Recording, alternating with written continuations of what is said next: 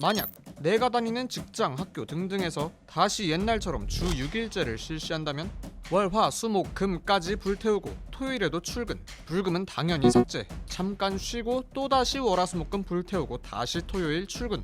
예전에야 뭐 주 6일제가 당연했으니까 가능했다지만 주 5일제를 맛본 지금의 우리로선 소중한 휴일 하루를 뺏기는 기분이겠죠. 그런데 최근 실제로 이 주 6일제를 다시 시행했던 나라가 있습니다.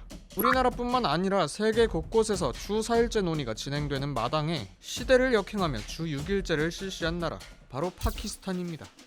최근 파키스탄을 비롯한 많은 개발도상국의 경제 상황이 심각하다는 이야기 심심치 않게 보셨을 텐데요. 아무리 그렇다 해도 정부가 직접 채찍질을? 세계 경제가 어렵다 말만 많이 들었지 솔직히 어느 정도인지 가늠이 안 됐는데 파키스탄의 최근 상황을 보면 진짜로 한 나라가 붕괴할 수도 있겠다 싶습니다.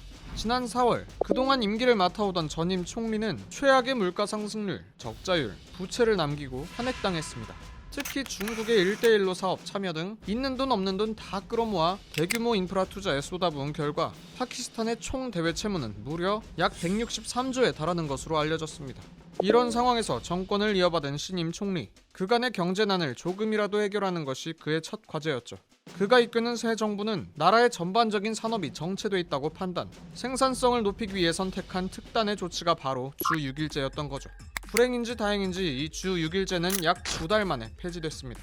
폐지된 이유도 황당한데요. 공장을 가동할 때, 차를 모을 때, 하물며 사무실의 전기를 켤 때까지 인간이 어떤 생산활동을 할 때에는 필연적으로 에너지가 소모되기 마련입니다. 주 5일제에서 주 6일제로 넘어갈 경우 아주 단순하게 산술적으로만 봐도 20% 정도의 에너지가 추가로 소비됐는데 지금 파키스탄의 전력 수요는 25,600메가와트인데 반해 공급은 21,000메가와트에 불과합니다. 에너지 소비를 감당할 여력이 안 되자 이랬다가 저랬다가 늘렸던 근무 일수도 다시 줄이고 심지어는 나라의 수석 장관이 직접 나서서 상공인들에게 저녁 영업을 일찍 마감하라고 말하기까지 합니다. 억울한 파키스탄 국민들. 하지만 안타깝게도 국민들에 대한 정부의 고삐 조이기는 멈추지 않았습니다. 여러분, 차 좀 그만 드세요. 차? 아까 그 수석 장관, 국민들이 차를 한두 잔씩만 줄여도 외화를 절약할 수 있다며 차 마시는 것을 자제해달라고 호소했습니다. 파키스탄은 세계 최대의 차 수입국입니다. 작년에는 약 7,700억 어치의 차를 사들일 정도로 차가 하나의 문화인 나라입니다. 장관의 발언을 비유하자면 우리한테 여러분 마늘 그만 드세요 하는 거랑 똑같은 거죠. 당연히 국민들은 차를 많이 마셔서 나라가 어려워진 거냐, 왜 유일한 취미인 티타임까지 막냐하며 거세게 반발했습니다. 국민들 입장에선 납득하기 어려운 발언이지만 파키스탄의 외화 보유 상황이 큰 위기에 놓여 있는 것은 사실입니다. 파키스탄 중앙은행의 외화 보유액은 100억 달러 미만, 앞으로 딱 2달 정도의 수입 비용을 간신히 감당할 수 있는 금액입니다. 때문에 지난달 파키스탄 정부는 외화 보유액 감소를 막기 위해 잼, 생선, 주스, 가전제품, 자동차 등 비필수 사치품 수십 종류에 대해 수입 금지령을 내리기도 했습니다. 불안한 외화 보유액에 따른 경제난 타개를 위해 당연히 IMF에 구제금융 신청도 해봤죠. 2019년 IMF로부터 60억 달러 규모의 구제금융 지원을 받기로 합의했지만 재정 상황이 워낙 안 좋은 터라 IMF가 요구하는 조건을 이행하지 못했고 절반 금액인 30억 달러만 일단 지원받았습니다. IMF가 파키스탄에 요구하는 것은 두 가지: 긴축, 지출 줄이기, 세수 확대, 세금을 통한 수익 늘리기. 나머지 30억 달러가 절실해진 파키스탄은 IMF가 요구하는 조건을 이행하기 위해 또 한 번 국민들의 고삐를 조입니다. 파키스탄에서는 지난 3주 동안 무려 3차례나 기름값이 올랐습니다. 정부가 국민들이 기름을 넣을 때 받는 연료보조금 지급을 중단했고 기름에 붙는 세금의 액수를 늘리면서 자연스레 기름값이 오른 거죠. 빚은 많고 돈은 없고 쓸 에너지도 없고 지원받기도 빡세고 이런 총체적 난국 속에 남아시아 지역을 덮친 최악의 폭염은 국가적 손실을 더욱 증폭시키고 있습니다.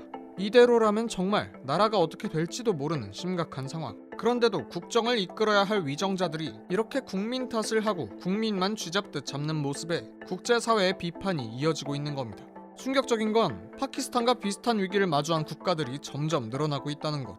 인접국가 스리랑카는 지난달에 이미 디폴트, 그러니까 사실상의 국가 부도를 선언했고 뒤이어 라오스도 디폴트 시한폭탄을 이어받았습니다. 이 밖에도 잠비아, 레바논, 아르헨티나, 에콰도르, 에티오피아 등 중저소득 국가들의 상황도 심상치 않습니다. 국제 유가 상승, 원자재 가격 상승, 달러 가격 상승 등 여러 악재가 겹치며 연쇄적인 도미노 디폴트 사태가 터질 수도 있다는 우려가 제기되는 지금, 초대형 글로벌 경제 위기에 전 세계는 어떤 타격을 받게 될까요? 국민에게 탓을 돌리는 이 나라 정치인들의 태도는 꽤나 황당합니다만 혀만 끌끌 차고 넘기기엔 많은 생각이 들게 하는 파키스탄의 현재 상황입니다.